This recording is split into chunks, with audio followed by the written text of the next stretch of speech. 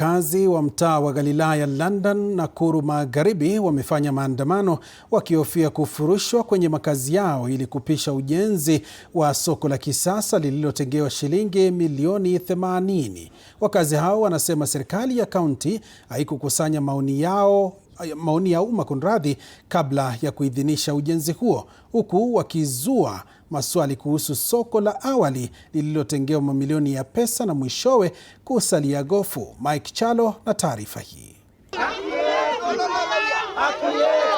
Wakiwa wamejawa hofu wasijue hatima ya kesho yao, wakazi wa Galilaya eneo la London walilazimika kuandamana, ikiwa ni njia ya kipekee waliosalia nayo kuwasilisha kilio chao. Kwa mujibu wao, serikali ya kaunti ya Nakuru imepanga ujenzi wa soko la kisasa litakalogharimu shilingi milioni 80, ambalo zabuni yake ilipitishwa Disemba mwaka 2025, ila kwa wakazi wanadai hawakuhusishwa kwenye sehemu ya ujenzi wa soko hilo, wakihofia makazi yao, ikizingatiwa kuwa kwa muda kaunti imesusia kuidhinisha vyeti vyao vya ardhi. Kama vile makaratasi inaonyesha ambao maofisi yote nimeingia iko hapa.